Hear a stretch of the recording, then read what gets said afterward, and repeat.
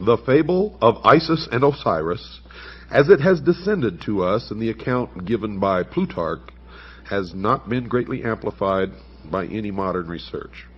The Egyptian fragments, which have been translated in recent years, offer no complete account of the birth, life, death, and resurrection of Osiris, nor has any new key been found to unlock this great drama, which may well be termed the Passion Play of Egypt. It is not our intention to perpetuate Plutarch's account merely for its outward appearance, but rather from the same motive that inspired Synesius, Platonic philosopher and Christian bishop, to compile his account of the same fabulous history. Synesius, in his treatise on Providence, and you hear that word a lot in the secret societies and especially in Freemasonry, thus introduces the Osirian myth. Quote, "This fable is Egyptian. The Egyptians transcend in wisdom. Perhaps, therefore, this also being a fable, obscurely signifies something more than a fable, because it is Egyptian. If, however, it is not a fable, but a sacred discourse, it will deserve in a still greater degree to be told and committed to writing." Unquote. In presenting a summary of Plutarch's account, I am omitting nothing which could in any way be regarded as relevant. I am taking the liberty, however, of somewhat expanding the fable by incorporating therein some small fragments derived from other Greek writers, and occasionally a few words bearing upon the account from fragments of Egyptian religious literature.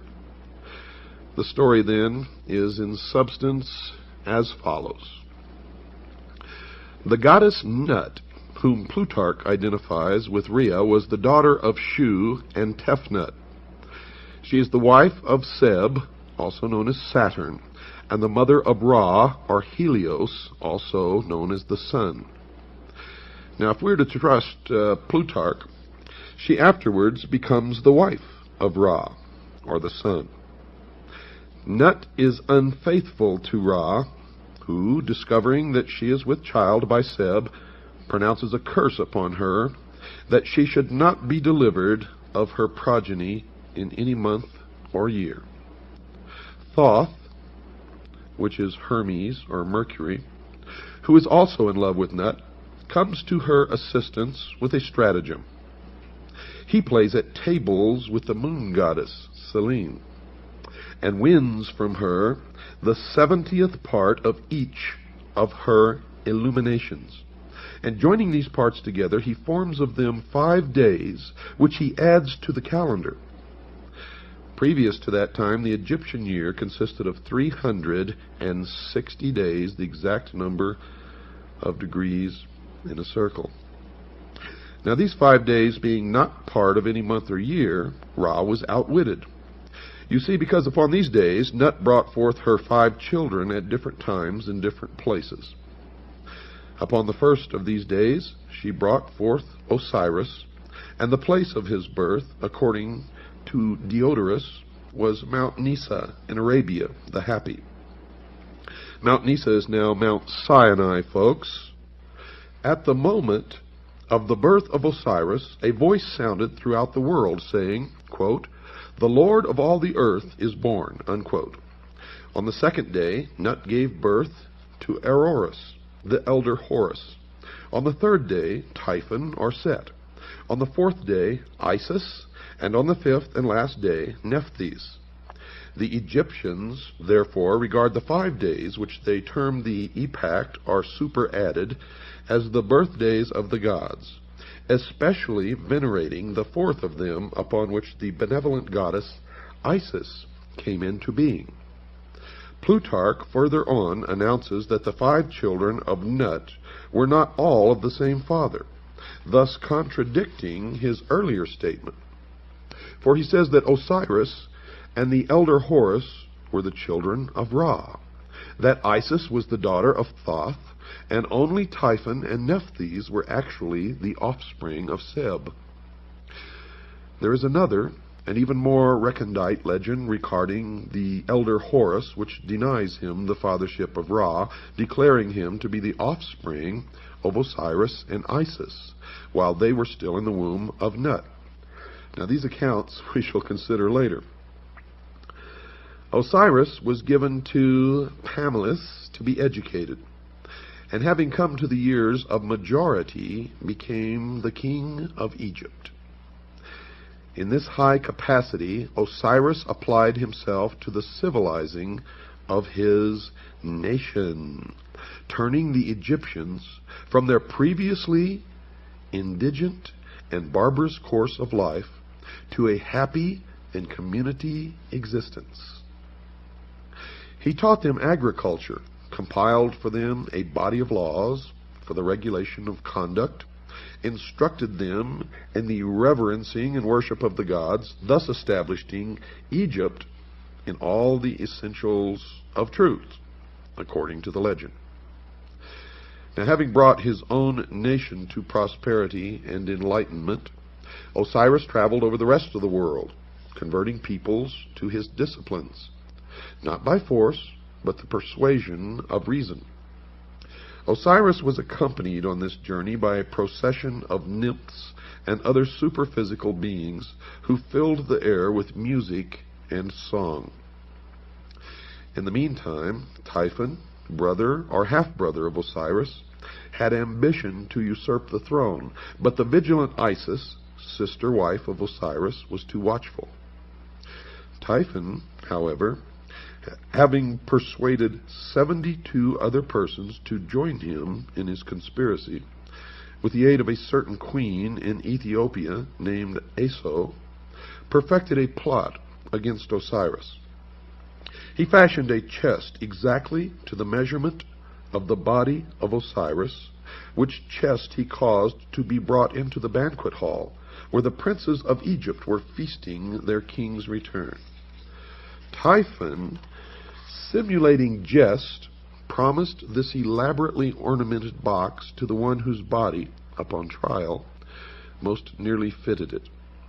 Now each of the princes in turn lay down in the box, but each was too short or too tall, until last of all Osiris himself lay down in it. Immediately the 72 conspirators rushed to the box, clamped the cover upon it, fastened it with nails, and poured melted lead over all the cracks and crevices. After this, they carried the chest to the bank of the Nile and cast it into the river where it joins the sea. Now this evil deed was executed upon the 17th day of the Egyptian month of Athir, when the sun was in Scorpio. According to some, it was in the 28th year of the reign of Osiris, and to others in the 28th year of his life. Now try to remember these numbers. If you can't, jot them down, but these numbers will crop up again and again and again. Scorpio crops up, 17 crops up, 28 crops up, and many other numbers, and they all have significance in the mystery religion of Babylon, the secret societies, and to the guardians of the secrets of the ages. As soon as Isis received word of this crime, she cut off one of the locks of her hair and put on the mourning apparel of widowhood, for which reason the spot where she did this was afterwards called Koptos.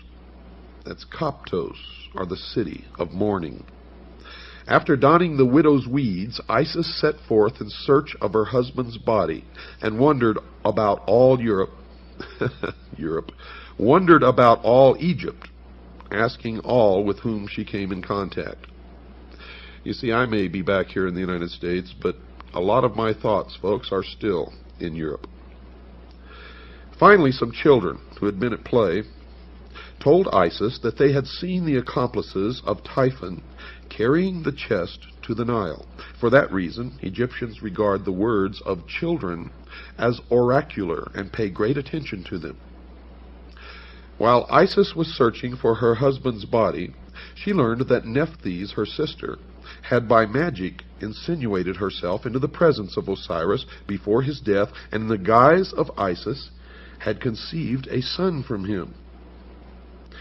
Now Isis sought out the child, which Nephthys has deserted for fear of Typhon's anger, and adopting it, attached it to her person as a constant guard and attendant. This was Anubis, the dog-headed god, who appears in the Book of the Dead and in many of the Egyptian hieroglyphics. After some time, Isis learned that the chest had been carried by the sea to the coast of Byblos. Now, Byblos is also the name for book or Bible, where it had lodged in the branches of a bush of tamarisk, which had grown up miraculously about the sacred receptacle and concealed it within its trunk. Now remember this tamarisk, and remember that it is a tree. The king of Byblos, amazed at the miracle, caused the tree to be cut down, and from the trunk containing the box, he made a pillar to support the roof of his palace. Now by magic, Isis discovered this, and traveling immediately to Byblos, attached herself to the suite of the queen as a nurse to her children. At night, when all the palace was asleep, Isis transformed herself into a swallow and fluttered around the column, bemoaning her fate in strange, sad notes. In due time, Isis revealed her divine nature and asked that the pillar be cut down. Taking therefrom the chest, she departed with it into a desert place, where she performed certain magical rites by which the body of Osiris was temporarily animated. And by this animation she received from Osiris a son who is called the younger Horus, the child who was conceived of the dead. Now there is some confusion in the account at this point. Plutarch says that Isis left the body of Osiris temporarily to visit her son Horus, just mentioned, but the context of the fable would rather call for her departure to a secluded place where the child could be born without the knowledge of Typhon, who certainly would have destroyed him. Isis hid the chest in a remote and unfrequented place, but Typhon, hunting one night by the light of the moon, chanced upon it. Knowing its contents, and realizing Isis to be proficient in magic, he resolved to thwart her purposes, and tearing the body into 14 parts, he scattered them over Egypt. Now remember, 14 parts. Folks, don't forget that. From the inscriptions on the Metternich stele, it seems that Set must have imprisoned Isis and her son Horus.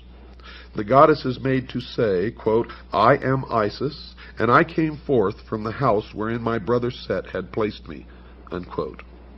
Thoth, the prince of law, again came to her assistance and aided Isis to escape from the house. Was it really a prison? Or was it really the house of Set?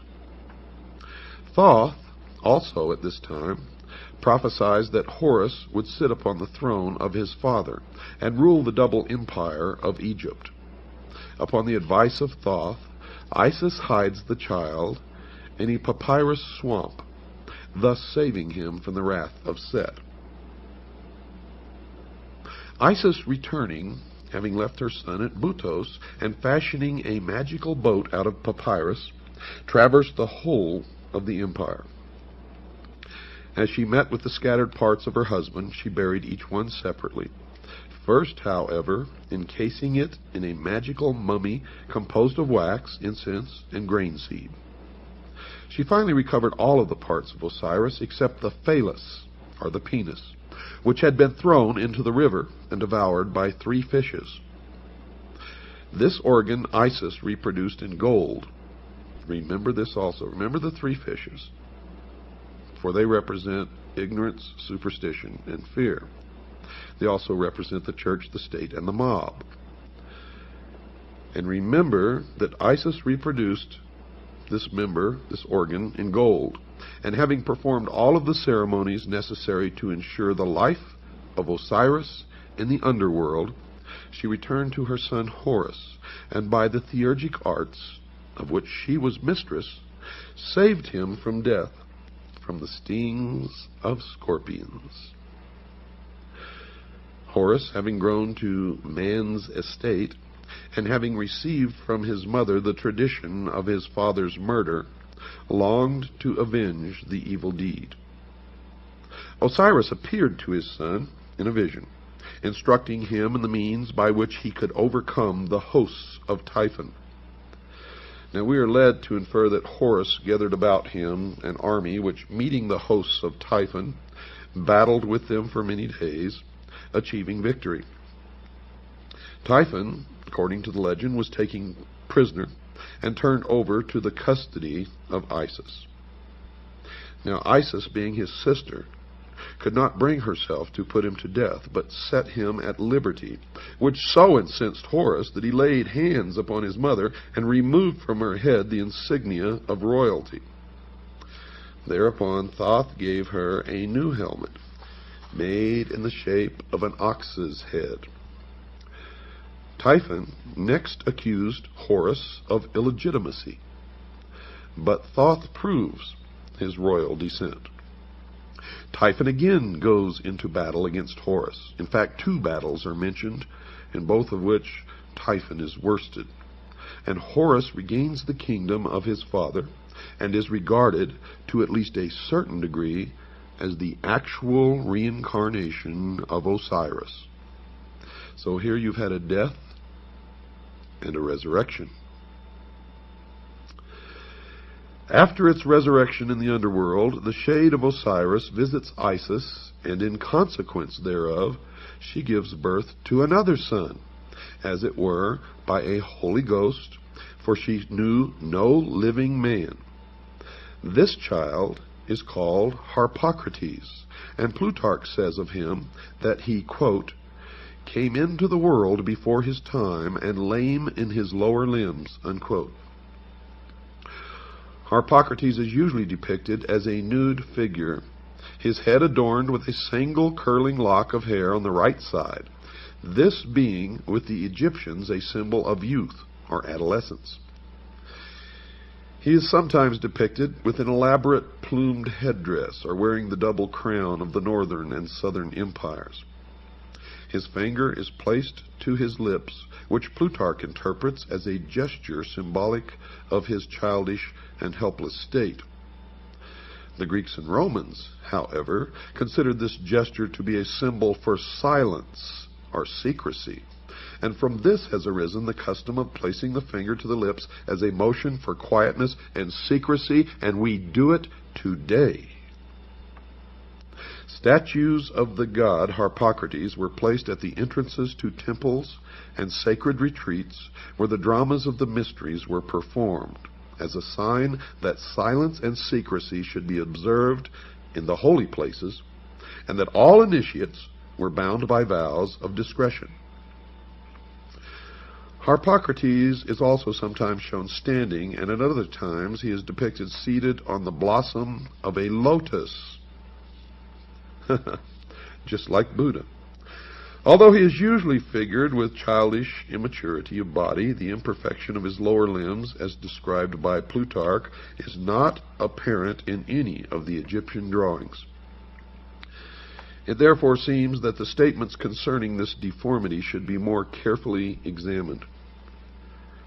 Samuel Squire, whose translation of Plutarch's Isis and Osiris, made in 1744, is still the most often quoted by Egyptologists. Well, he states definitely, quote, lame in his lower limbs. G.R.S. Mead translated the same essay much later and gives a slightly different rendering of Plutarch's words. Mr. Mead says, quote, weak in his limbs from below upwards, unquote. This difference in wording, though slight, may have an unexpected significance. You see, there's some general information contained in Synesius's treatise on Providence that should be included in this Osirian epic. Synesius is of the opinion that Osiris, should be regarded as an historical king, whose father, transcending in wisdom, instructed his benevolent son in all the secrets of the divine science of government. Synesius is moved to this conclusion by a desire to keep all speculation within the sphere of the reasonable. The Platonist bishop seems to have derived much of his account from origins foreign to Plutarch's treatise, or possibly he interpreted differently the restrictions imposed by his vows. Synesius, a prudent and conscientious author, wary of myths and fables, and exhibiting a truly Platonic conservativeness in his handling of subject matter, yet Synesius was beyond question a deeply religious philosopher and an initiate of pagan mysteries prior to his conversion to the Christian faith, and therefore may have hidden the true meaning of the fable. Thomas Taylor is of the mind that the treatise on Providence was written while Synesius was still a votary of pagan mysteries. Now, if so, the writing is unbiased and trustworthy and presents a fair picture of the mystical traditions of the Egyptians interpreted in terms of Platonic metaphysics, but only the exoteric would be allowed to be seen by the profane. Synesius inserts into his narrative a considerable description of the various character of Osiris, which he sharply contrasts with the vice-ridden nature of Typhon. He also explains in detail the process of election by which Osiris came to the throne of Egypt. The electional ceremony, as described by Synesius, is evidently itself a fragment from some secret ritual relating to the installation of a hierophant of the mysteries. Next, Osiris receives from his father an elaborate dissertation in the Platonic temper concerning the relative power of good and evil, in which he is fully warned against the machinations of Typhon. Possibly the most important sentence in Synesius's treatise occurs during this dissertation. The father of Osiris is made to say to his son, quote, "You also have been initiated in those mysteries in which there are two pair of eyes, and it is requisite that the pair which are beneath should be closed, when the pair that are above them perceive, and when the pair above are closed, those which are beneath should be opened," unquote. Now, these words unquestionably have an arcane meaning and are incorporated into the narrative that the true significance of the whole Osirian cycle might not be entirely obscured. And I can tell you that the meaning, folks, is that the eyes above are the exoteric meant for the outer world, for the profane, and the eyes below are the esoteric meant for the initiate, the adept, the priest of the mystery schools only. Synesius does not describe the death of Osiris, but merely reports his vanishment and final restoration to the throne. In the latter part of the story, there was also introduced a certain philosopher who was a stranger in Egypt. This philosopher predicts the fall of Typhon and is an eyewitness to the recrowning of Osiris. Synesius says of this philosopher, quote, "He likewise then learned some particulars about Osiris which would shortly happen, and others which would take place at some greater distance of time, viz. When the boy Horus would choose as his associate in battle a wolf instead of a lion. But who the wolf is a sacred narration, which it is not holy to divulge even in the form of a fable," unquote. Well, the lion, we know, has always been of the tribe of Judah. Such is the amazing tradition of the good king Osiris, the first victim, the first mummy, and the first resurrection. He dies and is born again in three forms. First, as god of the underworld, where he rules the justified dead. Second, as the younger Horus, in whose form he battles for his own honor. And third, as Harpocrates, the silent child. The latter two forms are regarded as incarnations or embodiments of his very self. Yet he exists independent of them as the judge of shades and the Lord of the resurrection.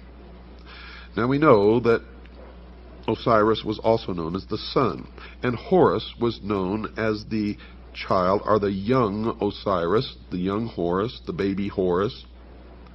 So after the sun set in the west, when it rose the next morning, it rose as the young Horus, and as it went across the sky, it became Osiris and then the elder. But in the legends, it's differently at different times Osiris or Horus. Horus the younger, Horus at his peak strength at noon, and Horus the elder. It is also Osiris. So you see that these figures intermingle in the legend, but it all has meaning, and it will all be clear to you at a later time. Now, just because you don't understand some of this and you may be a little lost, don't worry, it will come together. Don't miss one single word of this series of episodes of the Hour of the Time. If you do, I can guarantee you will regret it for the rest of your life. We're going to stop right now, folks. We have to take a break. I will be back right after this very short pause. Nearly all writers attempting an interpretation of the Osirian cycle have recourse to Plutarch.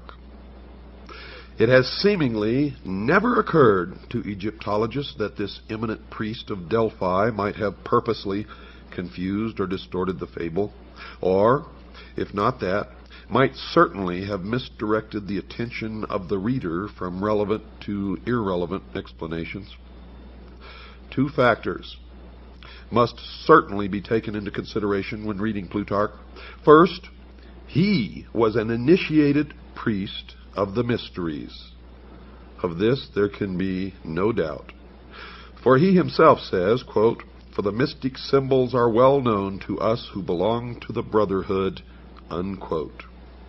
And in those days it was known as the Brotherhood of the Snake, and those who possessed the knowledge of the secrets of the ages wore the symbol of the snake on their headdress. And in the Egyptian hieroglyphics, you can see the members of the mystery religion of Babylon in the hieroglyphics as they wore the snake on the front of their forehead. It should be evident to everybody that as an initiate, Plutarch would not have unveiled the secret meaning of the Osirian myth, and I found that to be absolutely true. No man of his priestly station or philosophic mind who so greatly venerated the gods as to attach himself to their service would have been guilty of the impiety of profaning their mysteries, and he would not have violated his oath of secrecy.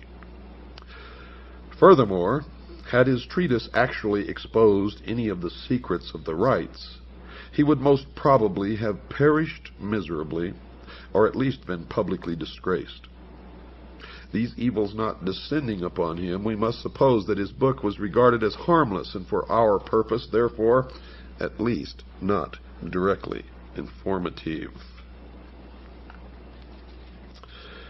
The second factor which gravitates against the likelihood of Plutarch's interpretations being correct is the condition of Egyptian metaphysics in the 1st century after Christ. If, as Budge maintains, the Egyptians themselves were unaware of the meaning of the word Osiris long prior to the Christian era, into what decay had the old rites fallen even prior to the Ptolemaic period? Now, Pluto based his accounts upon popular traditions. They were most certainly inaccurate, and it is not impossible that even the priests themselves were for the most part ignorant of the origins of their doctrine. It should not be inferred, folks, from the general literature available concerning this Osirian cycle and the mysteries, that all of the priests were themselves initiates of a high order. Only a small part of them ever actually received the greater secrets of their order. For the rest, rite and ritual suffered. And it's the same today.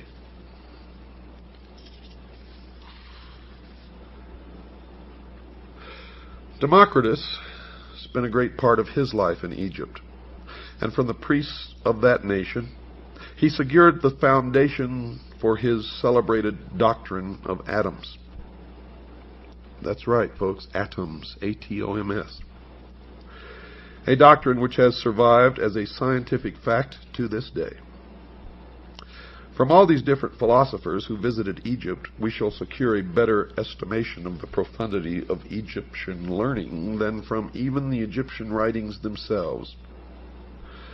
Plato went to Egypt and was initiated into the mysteries in the Great Pyramid, where he lay for 3 days and 3 nights in the sarcophagus, during which he was imparted knowledge which he was to guard, protect. He describes his initiation in his writings. I suggest that you read it. If we can assume the pragmatic viewpoint that the substance of matter is to be determined from its consequences, then we must indeed highly reverence the wisdom of the Egyptians. For it seems that first among the consequences of that wisdom is civilization itself. That cannot be doubted. Civilization is no fable, nor is it a progeny of myths, but that which is real and substantial. And it bears witness to a profound and superior wisdom, which must have existed over a great period of time, and have been communicated to at least a privileged few since the very beginning of man's cultural impulse. Now we can also take the example of Pythagoras, the great philosopher, while a youth, if we may credit Iamblichus, associated himself with Thales of Miletus, from whom he gained a considerable knowledge of the mysteries. Thales, being at that time of great age and infirm body, apologized for his incomplete understanding of the sacred doctrines, and urged Pythagoras to visit Egypt, the motherland of wisdom, as it was called in those days. Iamblichus wrote that Thales confessed that his own reputation for wisdom was derived from the instruction of these priests, but that he was neither naturally nor by exercise endued with those excellent prerogatives which were so visibly displayed in the person of Pythagoras. Thales therefore gladly announced to Pythagoras, from all these circumstances, that he would become the wisest and most divine of all men if he associated with these Egyptian priests. Iamblichus then describes the journey which Pythagoras made to Egypt, how en route he was initiated into the mysteries of several nations, and at last, arriving at his destination, was received by the Egyptian priests with respect and affection. He associated with the Egyptian philosophers for some time, and after demonstrating by his sincerity and consecration that he was worthy to associate with the initiated, he was at last admitted into the secrets of their orders.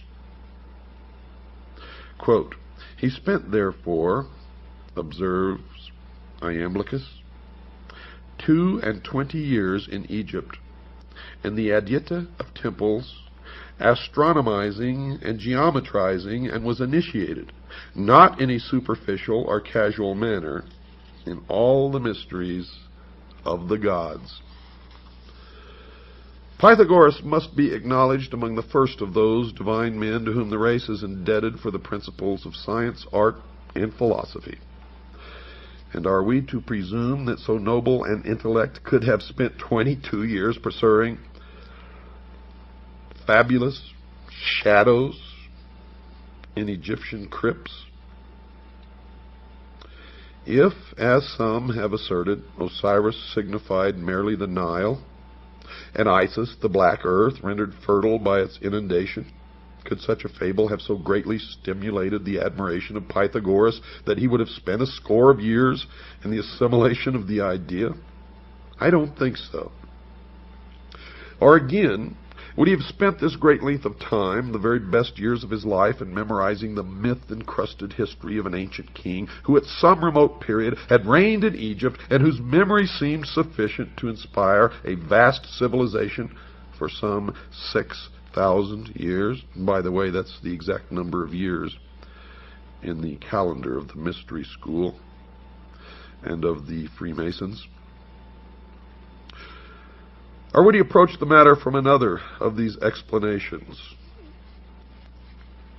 Would Pythagoras have pounded himself for a score of years against the walls of Memphis and find himself fully rewarded by being informed with bated breath by some archimagus that Isis is the dog star? I think not. It's not impossible that in the course of its long and illustrious history, folks, Egypt devised many opinions relative to her sacred myths, but no such explanation as involved Egypt alone, her histories, her heroes, or her agricultural problems, could have caused illustrious men from all parts of the world to have visited her in quest of essential wisdom, the central core of which is the myth of Osiris, Isis, and Horus, known as the Osirian cycle. The Nile meant nothing to the Greeks, who cared little whether it rose or fell.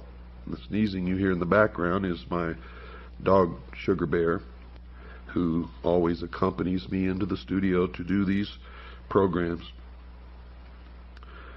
Not Egypt, but the Umbos of Delphi was the center of their universe in Greece, and local fables derived from Egypt's 42 gnomes could never have won for the double empire its illustrious reputation as patron of all learning, human and divine. So we must look deeper. And look deeper we did, folks, and what we found is amazing.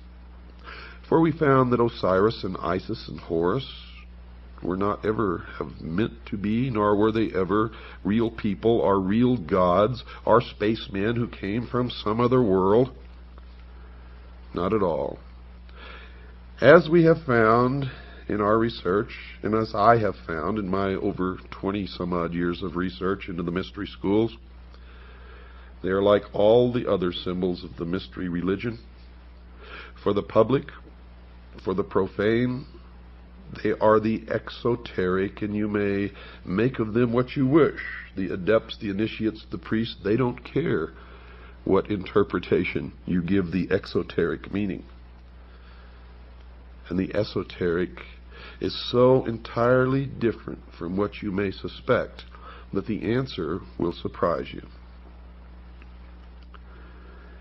You see, we cannot be deceived by the obvious, and you can never be deceived by the obvious, or even consider the obvious when looking at any of the mystery religions or the secret doctrine.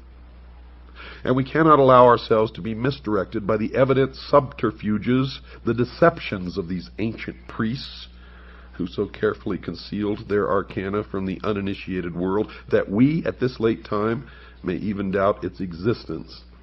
Yet now, today, it is thriving to the point that it controls all levels of our society, military, and government. The ignorant, the sheeple, even among the Egyptians, might derive their inspiration from the processionals and rituals of the state religion, but that's just for the sheeple. For those great philosophers who came from afar were in search of the highest form of human knowledge, the ancient arts, the secrets of the ages, and could not be satisfied by such outer show. Had these fables been but hollow and unsubstantial forms, Egypt would have been the ridicule of the wise, who would speedily have exposed her sham and reduced her vain pretense to a humble state. But this did not occur. You see, the initiates of her mysteries, returning to their own countries, not only felt themselves more than repaid for their hazardous journeys and long vigils, but furthermore, They became founders of distinguished systems of thinking, disseminators of useful knowledge, and in all cases bore witness to a broad and deep learning, and they always took with them a plan for the unfoldment of a world utopian government, which plan still exists today and is still being carried out in secret as the completion of the great work. Osiris describes two famous columns erected near Nysa in Arabia, one to Isis and the other to Osiris. Now remember, Osiris and Isis never lived, they were not real people, and they were never gods. They are symbols for something much deeper. So when you listen to the interpretation of the inscriptions on the columns, remember that. The column to Isis bears this inscription, quote, "I am Isis, queen of this country. I was instructed by Mercury. No one can destroy the laws which I have established. I am the eldest daughter of Saturn, the most ancient of gods. I am the wife and sister of Osiris the king. I first made known to mortals the use of wheat. I am the mother of Horus the king. In my honor was the city of Bubastis built. Rejoice, O Egypt, rejoice, land that gave me birth," unquote. The column to Osiris bore these words, quote, "I am Osiris the king, who led my armies into all parts of the world, to the most thickly inhabited countries of India, the north, the Danube, and the ocean. I am the eldest son of Saturn. I was born of a brilliant and magnificent egg, and my substance is of the same nature as that which composes light. There is no place in the universe where I have not appeared, to bestow my benefits and make known my discoveries," unquote. And the rest of the inscription, of course, was destroyed. Now, while the inscription on the pillar, or the obelisk in honor of Isis, may be veiled, the inscription on the obelisk dedicated to Osiris is certainly not. He was born of a brilliant and magnificent egg, and his substance is of the same nature of that which composes light. There is no place in the universe where I have not appeared. Osiris, of course, was the sun. In examining Plutarch's treatise, the introductory remarks appear of special significance. Yet, folks, these remarks are wholly ignored by Egyptologists, who are content to confine themselves entirely to the fable which constitutes the larger part of the writing. If Plutarch, by any word or symbol, reveals even a small part of the sacred mystery, it is to be found in the following words, quote, "For Isis, according to the Greek interpretation of the word, signifies knowledge, as does the name of her professed adversary, Typhon, signify insolence and pride. A name, therefore, extremely well adapted to one who, full of ignorance and error, tears in pieces and conceals that holy doctrine which the goddess collects, compiles, and delivers to those who aspire after the most perfect participation of the divine nature." Now, if you have a keen intellect, you can all decipher everything else that I'm going to tell you on this program, and probably the next one, in that short paragraph. And I'll let you ponder that as I continue. Osiris, the black god of the Nile, must be regarded as the personification of an order of learning, for Plutarch identifies him beyond question with the holy doctrine or the mystery tradition. Now remember, I told you Osiris is the symbol of the sun, but the sun was the symbol of the power of the all-encompassing God of the universe. And later you're going to learn that the light, or the sun, represents something even deeper. It represents, dear listeners, primordial knowing. the gift of intellect. And where people can read these myths and think that these people really worship the sun or some god somewhere, they are mistaken. For the true object of their worship is the intellect. And through the use of that intellect, they believe that man will become God. As Thoth personifies the whole sphere of knowledge, and it was through his assistance that Osiris came into being, so Osiris embodies the secret and sacred wisdom reserved for those who were proficients in the ancient rites. Unquestionably, Osiris was later confused with other members of that vast pantheon of divinities which developed in the decadent period of Egyptian religious culture.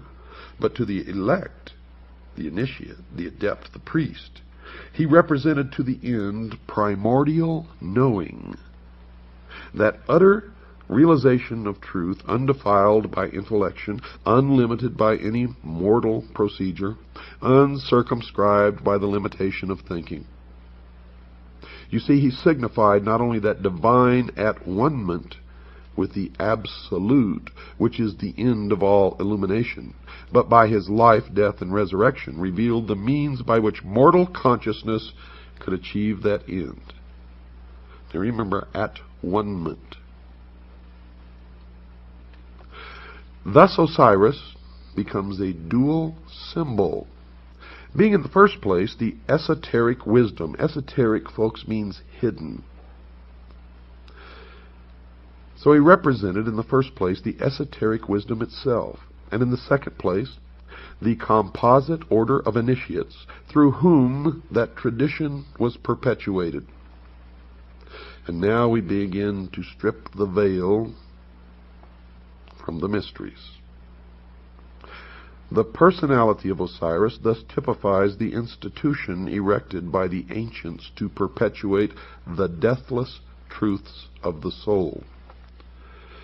The living head was crowned with the plumes of wisdom and power. The hands bore the scepters of the three worlds, but the body was bound with the mummy wrappings of the dead. Here we find spirit, the living head, bound incongruously to matter, the mummified body.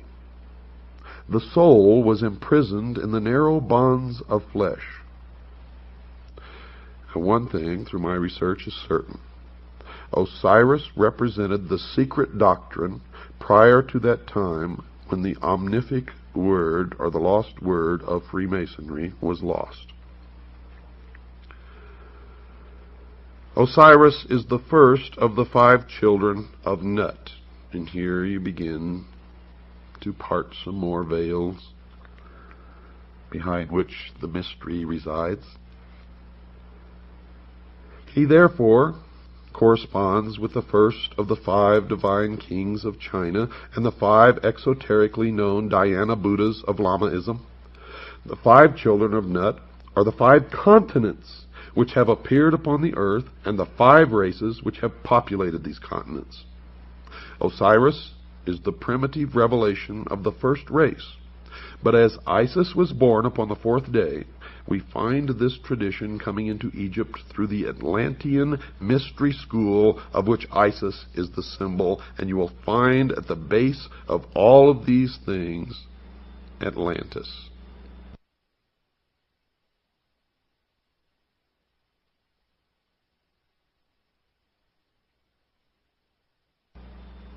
In this country, the Freemasons established the city of Atlanta as the new Atlantis. And all of this will come together for you. It took me many, many, many years of study deep into the night and trying to discuss this with other people who had no idea what I was talking about. So most of it was put together in loneliness late at night. And then when I established my organization known as the Citizens Agency for Joint Intelligence, many others began to help and furnish bits and pieces of information. And we have succeeded, folks, in infiltrating the lodge. We have members in the lodge who feed us information constantly.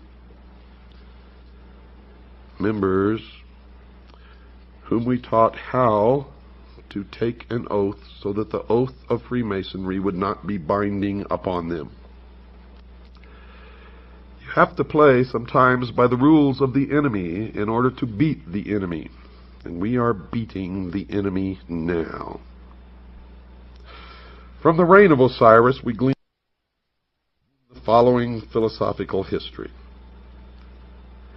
They believed that there was a time, the Golden Age, when truth and wisdom ruled the earth, and this aristocracy of wisdom was a benevolent despotism, and that's what they want to reestablish. Benevolent to who? That's the question. In which men were led to a nobler state of being by the firm, kindly hand of the enlightened sage.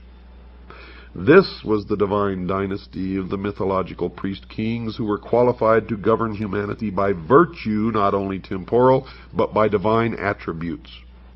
Through his priests, Osiris, representative of the hidden tradition, ruled the entire world by virtue of the perfection resident in that tradition. Don't miss tomorrow night, folks. You have not even begun your journey. Good night. And God bless each and every one of you. Welcome once again, folks, to the Hour of the Time.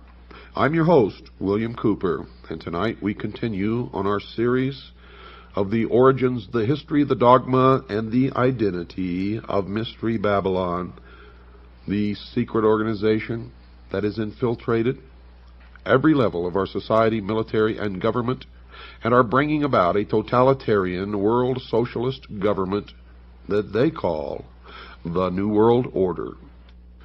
Tonight, part 4. Well, let me continue.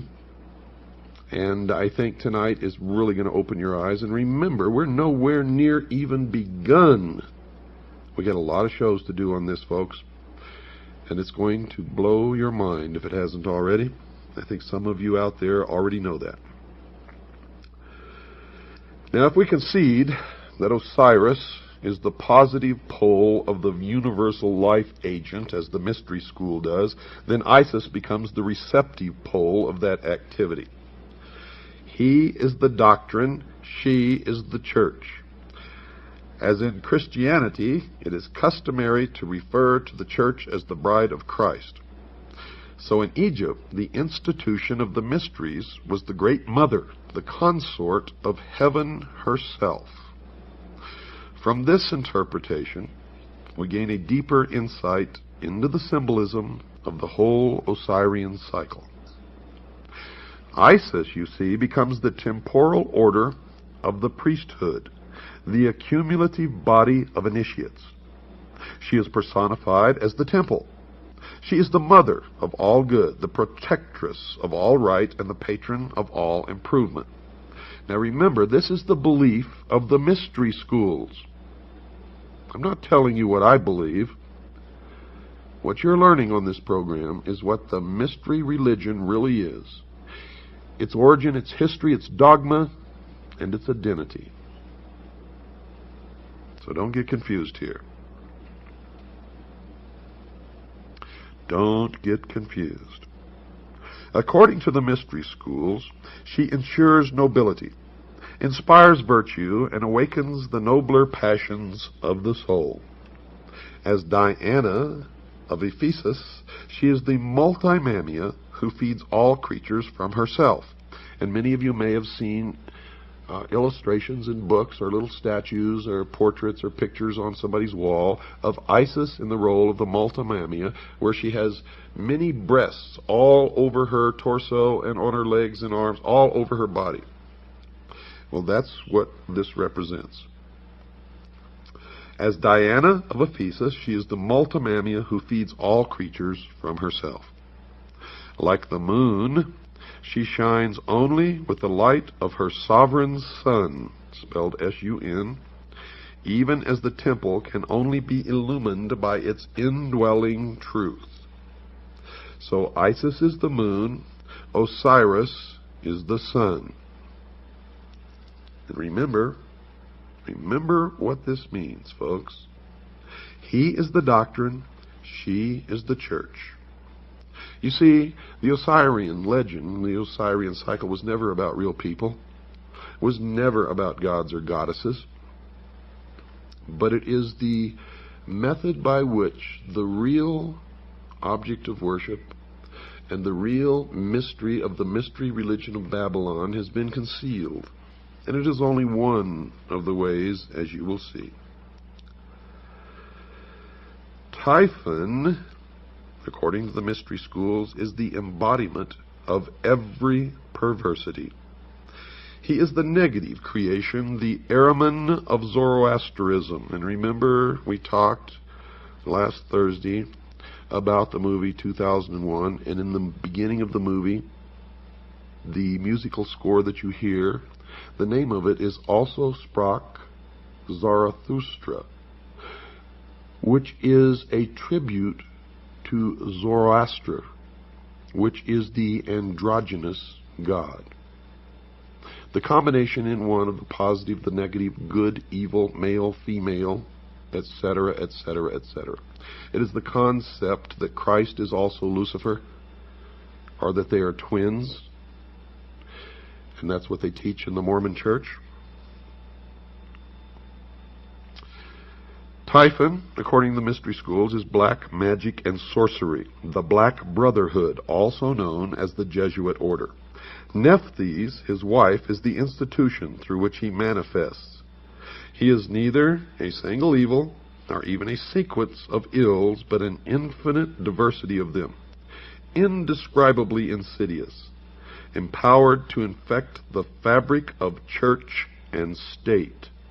The enemy of the mystery schools are three: the church, the state, and the mob. And of course the mob is us. Typhon lured Osiris into the ark of destruction at the time when the sun enters the house of the scorpion.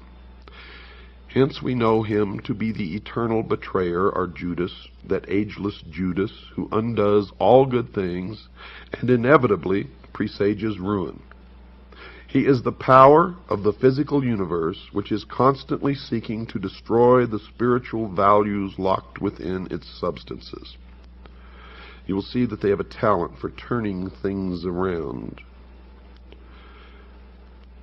He strikes in the 8th month, and now it is supposed that a child delivered in the 8th month of the prenatal epoch cannot live because of the curse of Typhon. Osiris was born in the 7th month, and thereafter it may be said of him that he was delivered prior to the rule of Typhon. And that's why our forefathers, all Freemasons, established this country by the signing of the Declaration of Independence in the month of July. And this will all become clearer to you as we go along.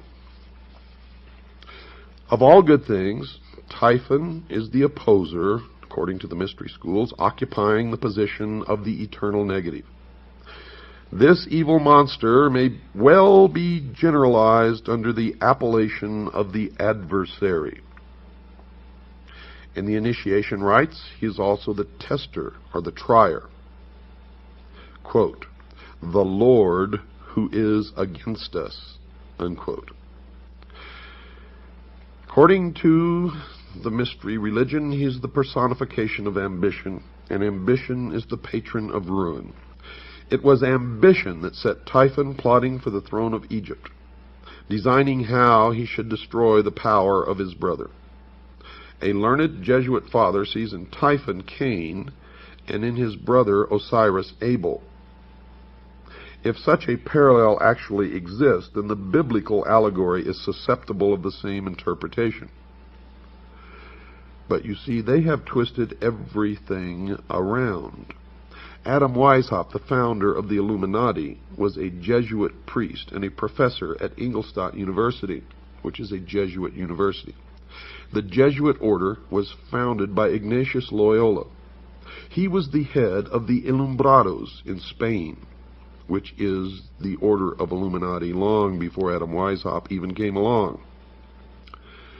He was arrested by the Dominican monks under the Inquisition and used his power of association of those who had influence and power to beg an audience with the Pope. Now, nobody knows what occurred during this audience, but he emerged as the head of a new order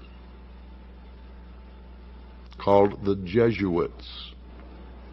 Now, the Jesuits was just another name for the Ilumbrado, for he took his organization that he already controlled and made it into the Brotherhood of the Jesuits. The Jesuits went on to foment rebellion everywhere that they went, and the Pope gave them incredible power and made Ignatius Loyola immune to any prosecution from any source. And it was they who trained Adam Weishaupt, and it was Adam Weishaupt who formed the branch of what we all know as the Illumined Ones, known as the Illuminati in Bavaria, where he sent out agents to infiltrate the lodges of the secret societies throughout Europe. Now you will begin to understand this even more, folks, as we go along. Right now I understand how shocking some of this may be to some of you out there. But just hang on, continue to listen, because we have many, many more hours of this to go before it will all come together for you. But I would suggest that you begin study on your own. Doesn't matter if you get ahead of us, because you will always need some of the information that I'm putting out here, no matter how ahead you may get or what you already may know, simply because I've done well over 23 years of research into this, and I must know something that you don't know. And if you know something that I don't, please send it to me immediately. And if we can substantiate it, we will incorporate it into this series. Now, let me continue. Typhus lured Osiris into the Ark of Destruction at the time when the sun enters the house of the Scorpion. Hence we know him to be the eternal betrayer, that ageless Judas, who undoes all good things and inevitably presages ruin. Now this may sound to you that we're talking about Satan or the devil. But you see, in the mystery schools, they consider their god, Lucifer, to be the true, good God, and they consider the God of Christianity to be the evil God. Now, if you listened on the night of the 10th, the 11th of February, Thursday, you already understand this concept. Because the mystery religion of Babylon believes that man was held prison in the bonds of ignorance in the Garden of Eden by an unjust, vindictive God. Lucifer, through his agent Satan, and many believe them to be the same entity, and that's okay. Lucifer, through his agent Satan, released man from the bonds of ignorance with the gift of intellect. And through the use of that intellect, man himself will become God. And that's the heart and soul of the dogma of the mystery religion of Babylon. Now, since I am taking the content of all of these episodes directly from their own teachings and their own writings, so that you'll know that this is exactly what they believe, sometimes it may sound to you like these are the good guys. But remember, they are the ultimate perfection of deception.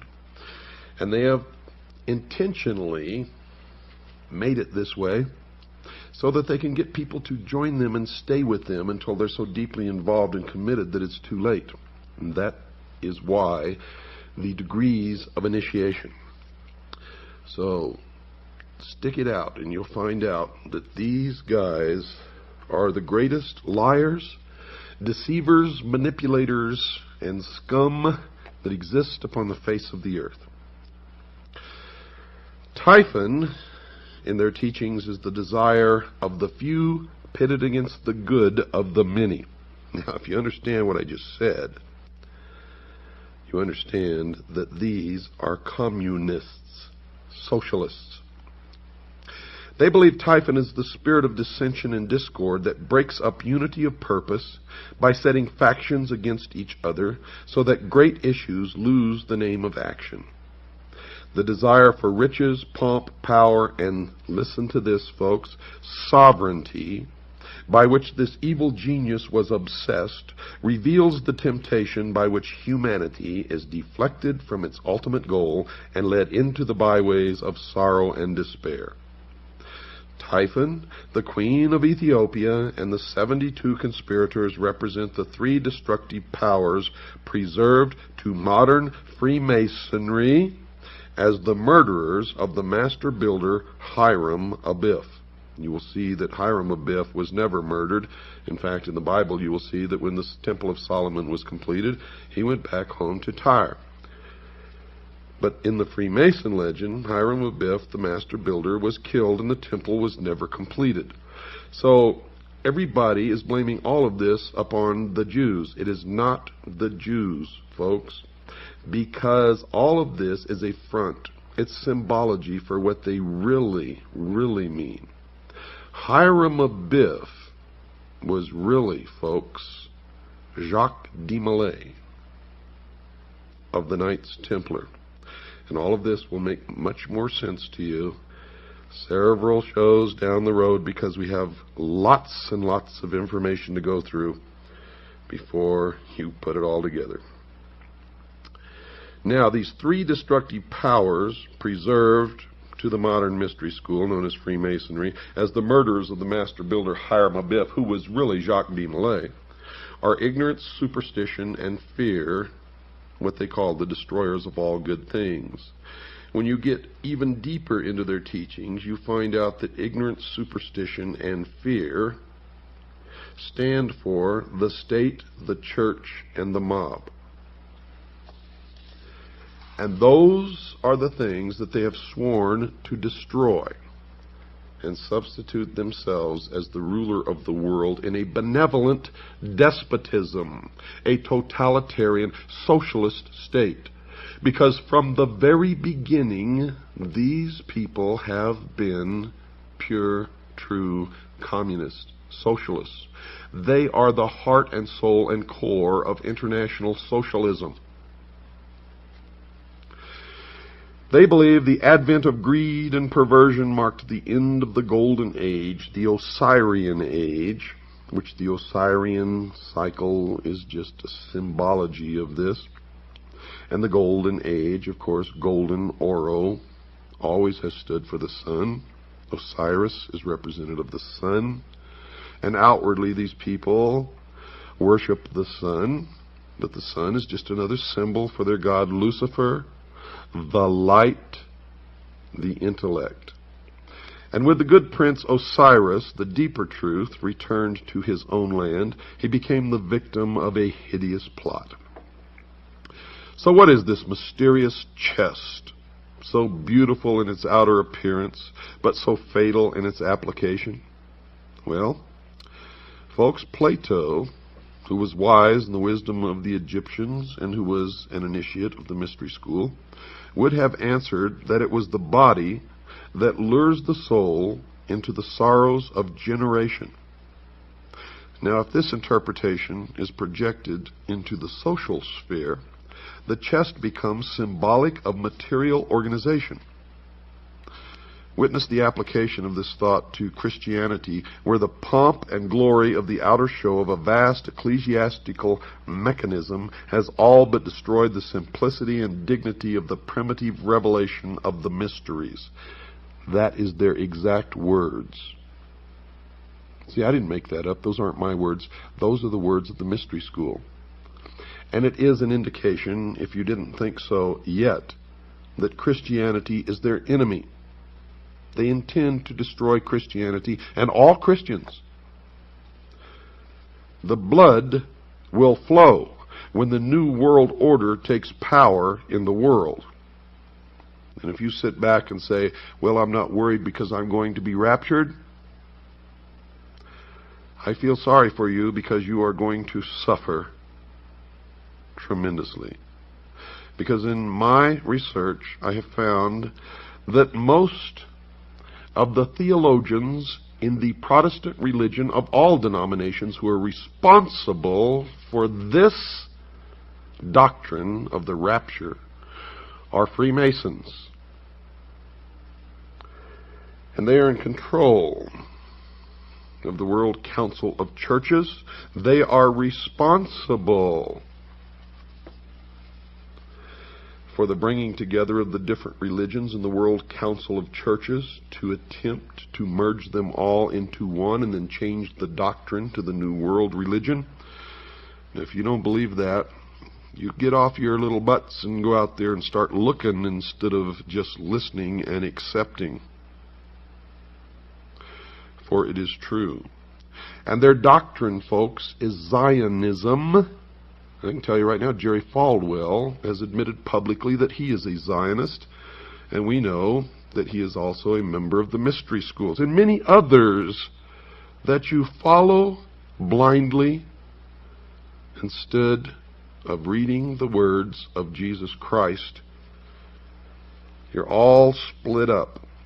Do you know the original teachings of Christ have been so perverted that there are thousands of different sects of the Protestant religion? And the Vatican is the original perversion of the mysteries, established by a pagan Roman emperor, a worshiper of the sun. I hope you're all beginning to open your mind. And I know I'm going to get a lot of letters from a lot of fanatics who don't believe this. And those are the people who will be hurt the most when they find out that it is all true. When they find out that it is all true. Back to their doctrine. The murderers rush from the palace with the lead-sealed casket and cast it with its kingly contents into the dark waters of the Nile. Thus are the ideals which lead men into the paths of truth and righteousness obscured, and with truth no longer evident, according to them, error, which is the Christian church, can rule supreme. Typhon, by now you should know that Typhon is their designation for Christianity. Typhon ascended the throne as regent of the world, swinishly gloating over a dejected humanity he had led into dark and devious byways. By the Nile, may we not understand the river of generation, in the current of which souls imprisoned in mortal nature move helplessly upon the never-ceasing current. Now they believe that truth is dead.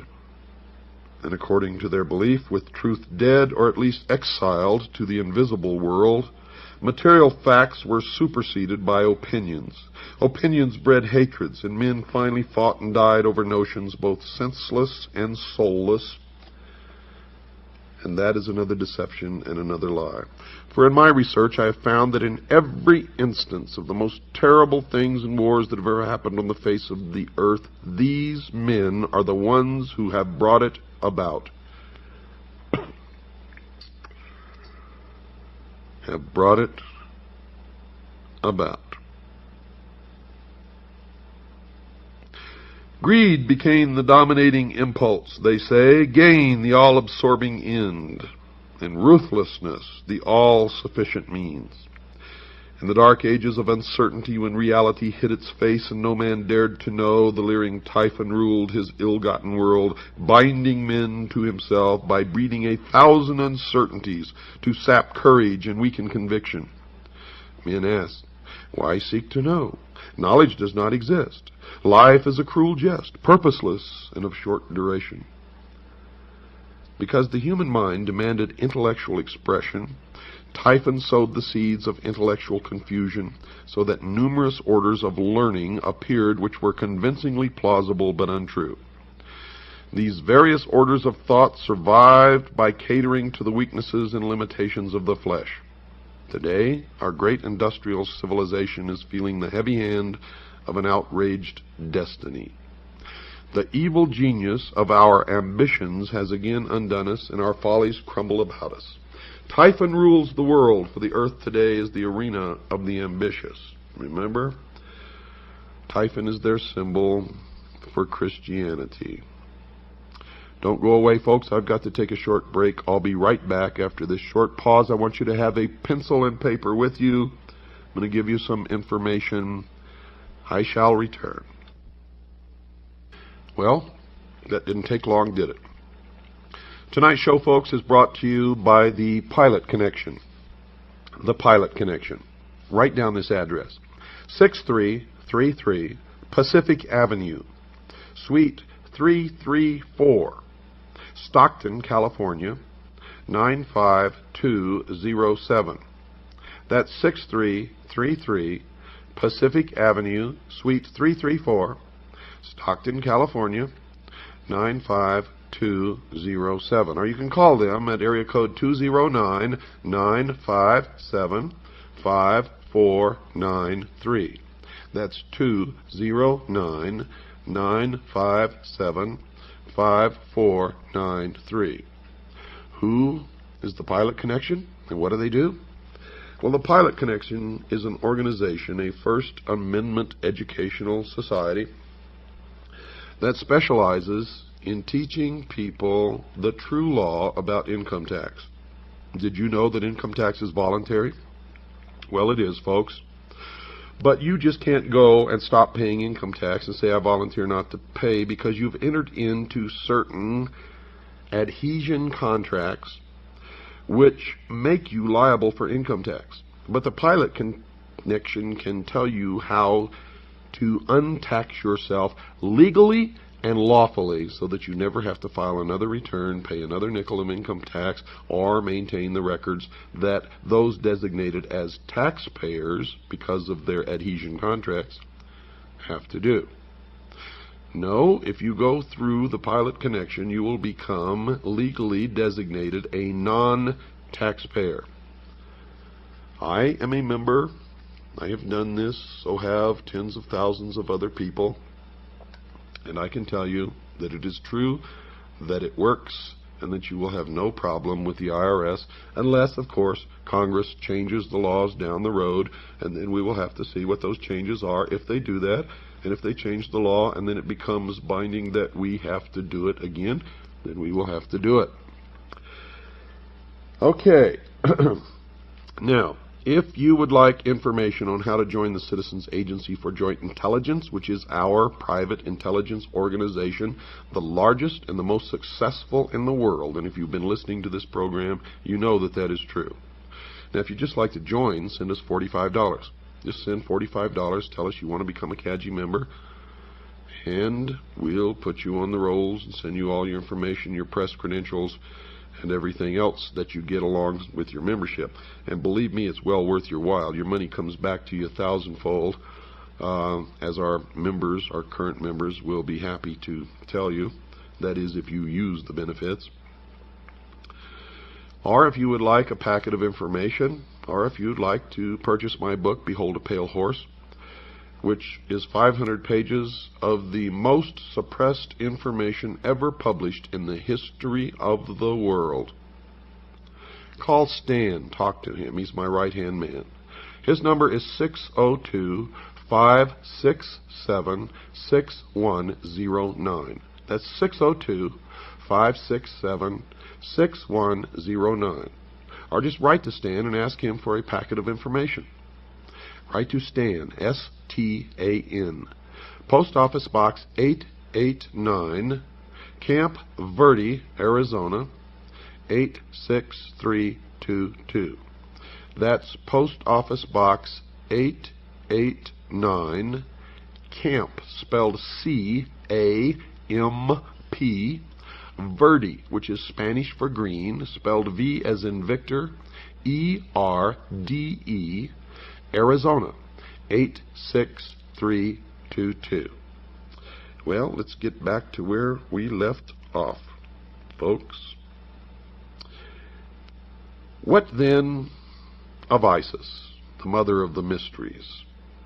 She who was so defiled and desecrated by the profane that her sages and prophets were forced to flee into the wilderness to escape the machinations of the evil one. Is she not the woman clothed with the son of Revelation who flees with her man-child into the wilderness to escape the evil purposes of the great dragon? Well, folks, that's what the mystery school believes, but I can tell you that's not true. You see, the mystery school was the original college run by Nimrod in the city of Babylon. And the college was a college of priests who practiced the religion of the sun.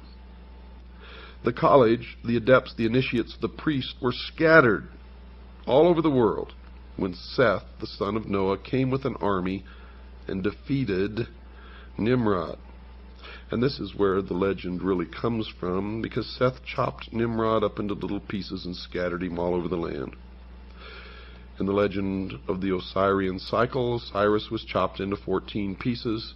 Isis came to put him back together again and bring him to life. She could find all the pieces save one, the phallus, or the generative force. It is now known as the lost word of Freemasonry. And the phallus is represented by the obelisk, the monolith. It is the penis of Osiris, the generative force. It represents the lost word of Freemasonry. It represents the Luciferian philosophy. It represents the light, the sun, Lucifer, the intellect. In Dealey Plaza, you will find an obelisk. In Washington, D.C., you will find an obelisk known as the Washington Monument. In the courtyard of the Vatican, you will find an obelisk. Should I continue? The family in England, whose estates are called Scion House, has an obelisk on their lawns. Should I go on? I will. I will go on and on and on and on until you either wake up or I am dead, one or the other. And if you don't wake up, I would rather be dead than live in slavery in the New World Order, with our Constitution destroyed, the family broken, the children taken from the homes to be raised by the state, Christians and patriots locked in prison camps, labor camps, until they are no longer useful, and then they will be executed. And the blood will run in the New World Order. If you don't believe me, look back at every single nation where international socialism has triumphed over Christianity, and you will see that tens of millions perished, were destroyed. Socialism, folks, sucks. And I will not live under such a system, and I hope you agree with me. If you don't like my language, that's tough. I'm fighting a battle against people with no morals, no decency, no heart, no soul. No soul. They do not even believe in God. They do not even believe in God.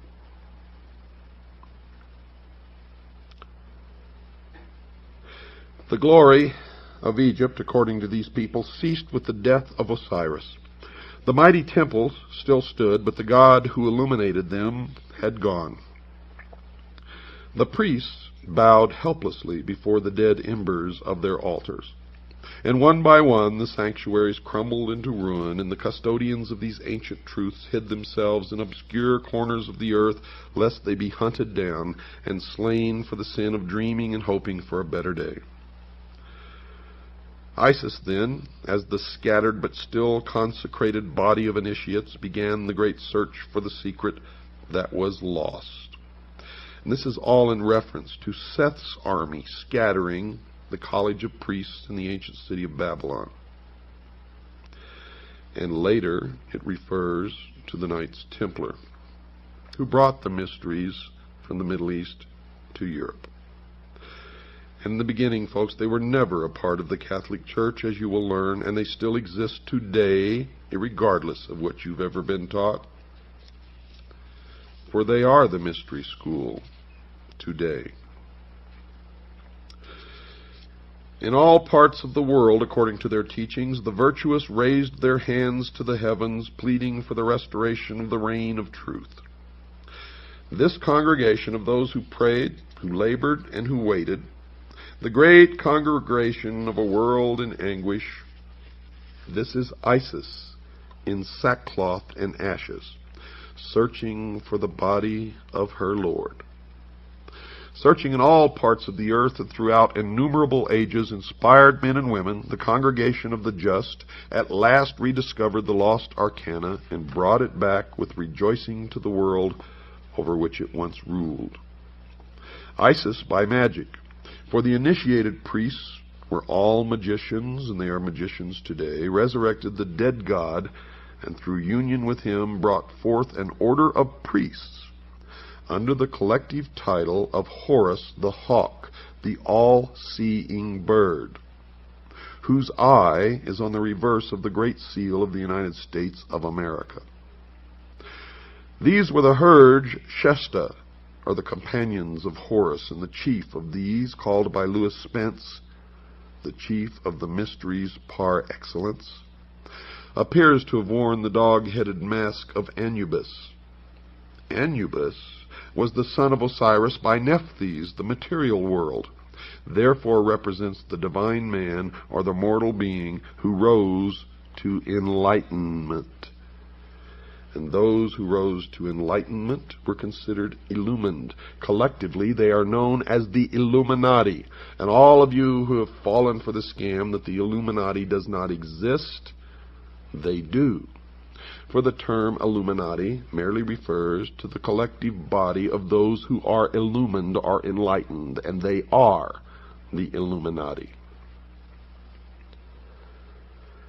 Ambition, however, personified by Typhon, knowing that temporal power must die if divine power in the form of truth be reestablished, put forth all its power again to scatter the doctrine, this time so thoroughly that it should never be rediscovered. If Typhon, as Plutarch has suggested in one of his manifestations, represents the sea, then it appears that this second destruction of Osiris may refer to the Atlantean deluge. There's Atlanta again. Atlantis. Atlanta, the same. Go to Atlanta, Georgia, folks. Drive around in that city. You will see pyramids everywhere. You will see 666 everywhere. You will see the symbols, the all-seeing eye.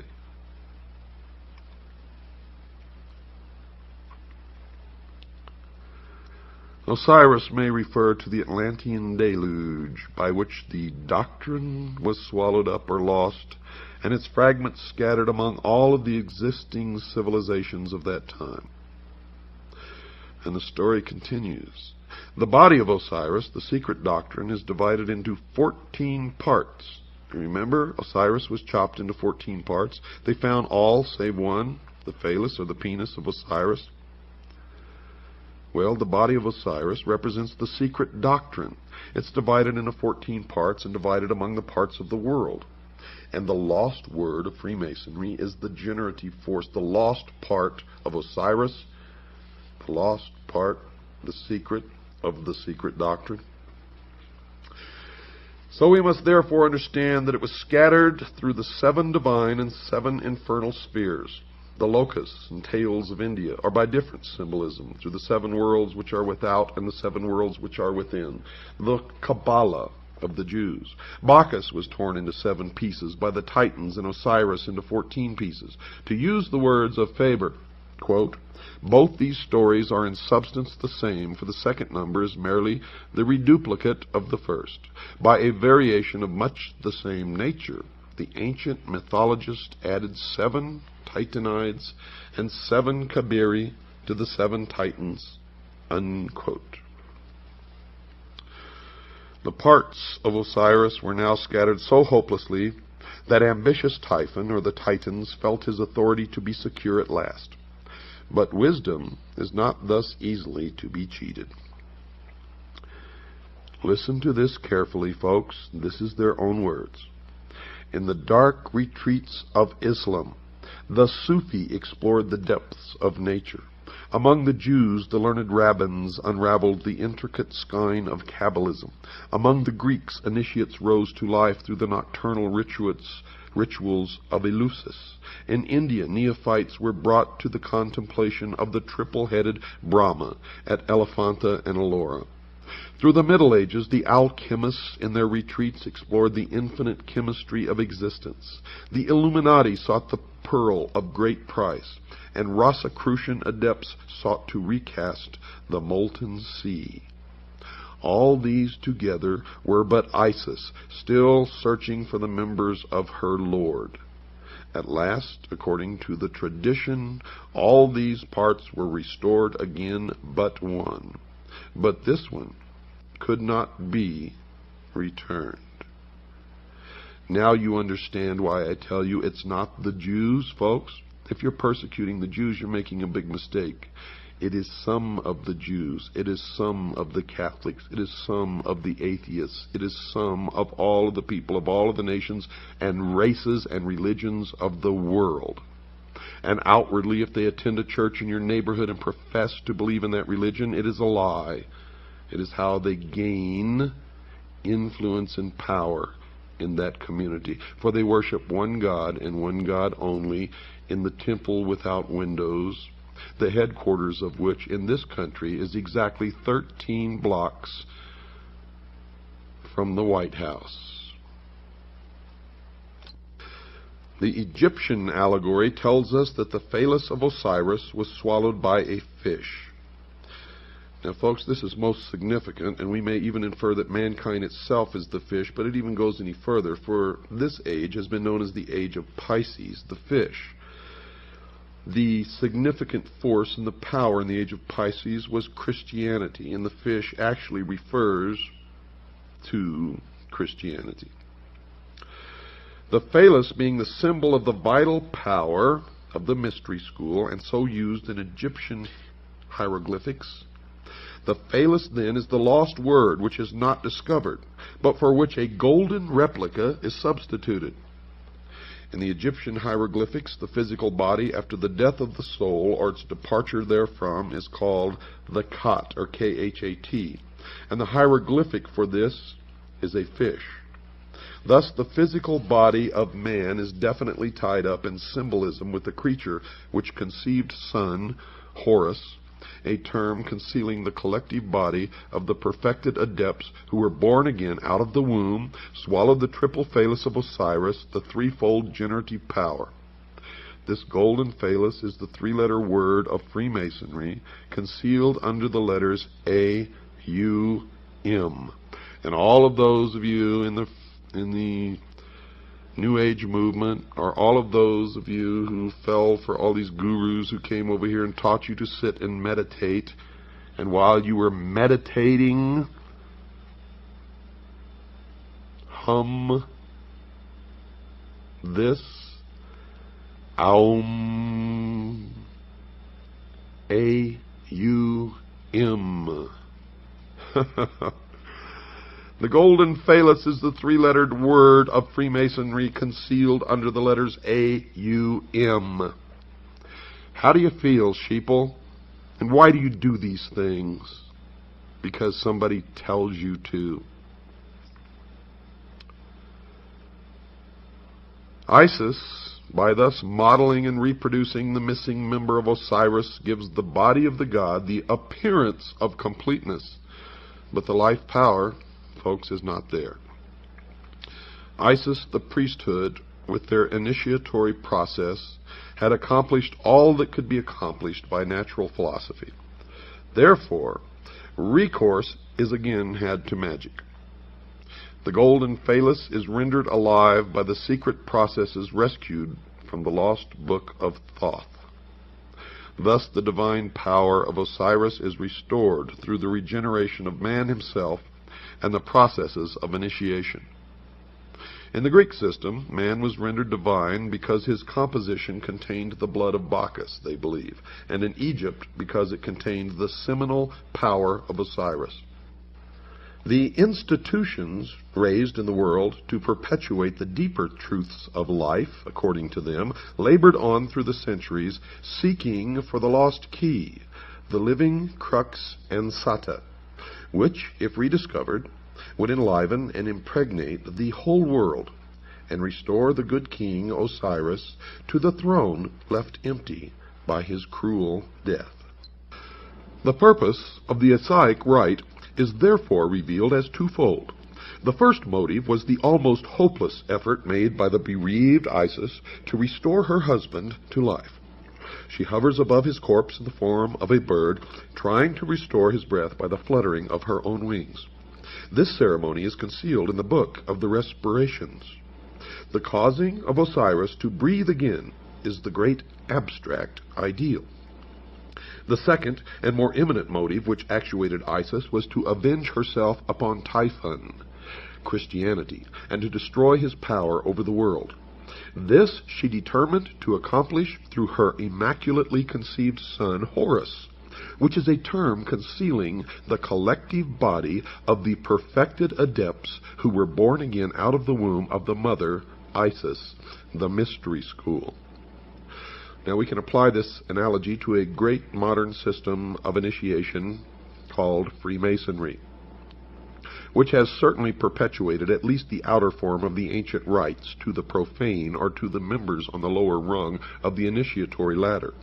To the adepts of the priesthood, the higher initiates, then it is clear. You see, for Freemasonry as an institution is Isis, the mother of mysteries, from whose dark womb the initiates are born in the mystery of the second or philosophic birth. Thus all adepts, by virtue of their participation in the rites, are figuratively at least the sons of Isis. As Isis is the widow seeking to restore her lord and to avenge his cruel murder, it follows that all master masons or master builders are widows' sons. They are the offspring of the institution, widowed by the loss of the living word, and theirs is the eternal quest they discover by becoming. In the Egyptian rites, Horus is the savior avenger, son of Isis, conceived by magic or the ritual after the brutal murder of Osiris. Hence, he is the posthumous redeemer. Freemasons are Hori. They are the eye of Osiris, whose body, therefore, is made up of eyes. Each initiate is a Horus, each is a hawk of the sun, spelled S-U-N, and for one reason is each raised, and that is that he may join the army which is to avenge the destruction of wisdom and restore the reign of the all-seeing Lord, Lucifer. Each one is dedicated to the overthrowing of the reign of Christianity. The great battle in which the sons of the hawk rout the hosts of darkness is the mysterious Armageddon of Revelation. You see, they believe Lucifer is the god of light, and Jehovah, or Yahweh, is the god of darkness. They believe that the Armageddon of Revelation is the Kurukshetra of the Mahabharata and the Ragnarok of the Eddas. In this battle, the hosts of the adversary shall be routed forever. The great purposes of the Osirian rite are thus revealed in an unsuspected clarity. The Hershesti are philosophically opposed to the reign of ambition. It is their duty to reestablish that golden age when wisdom personified as Osiris and not selfishness personified by Typhon shall dictate the whole course of human procedure. The day must ultimately come when the Hori, by virtue of their royal purpose, accomplish the consummation of the great work. The great work, folks, is the elevation of man to the illumined man, or 666, and the establishment of a one-world, totalitarian, socialist utopia on earth. The missing word will be found, and the golden substitute will be replaced as promised in the ancient rite. Osiris will rise in splendor from the dead and rule the world through those sages and philosophers in whom wisdom has been has become incarnate. It should be particularly noted that the Egyptians do not regard Osiris as wholly dead, but view him as continuing to live in the underworld, where he superintends the ceremony of the psychostasia. The underworld is not the sphere of the dead alone. It is the world of the mysteries. Lucifer is therefore God of the hidden fane, the temple which is beneath the earth, the house of the low ceiling, the crypts into which the initiates go in search of truth. He is the dweller who abides in the darkness of the innermost. His throne is not in the objective world, but in that subjective sphere which is the inner life of man. They believe that thus is it arcanely intimated that while truth may perish from society, it cannot die from the heart, which preserves the sacred tradition through that natural inspiration by which all men are gradually moved to truth. In the meantime, the widow Isis, the mystery school, continues to produce out of herself the host of potential redeemers. Spiritual education continues from age to age in secret, and though temporarily obscured in this generation or in that, its onward process, they believe, is inevitable. Out of the hidden house, guarded by the silent God, must someday issue the glorious and illumined Horus. 666 is the number of that man, the very incarnation of his own father, Osiris or Lucifer, the personification of the Lord of Abydos, the avenger of all, and the just God in whom there is no death. Good night, and God bless you all.